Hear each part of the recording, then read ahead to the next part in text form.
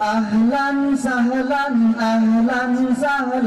মারহাবান, আহলান সাহলান মারহাবান, আহলান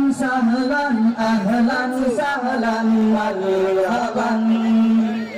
আজকের মেহমান প্রধান মেহমান উলামায়ে হক ইবনে শাইখুল হাদিস আল্লামা মামুনুল হক, ইবনে শাইখুল হাদিস আল্লামা মামুনুল হক।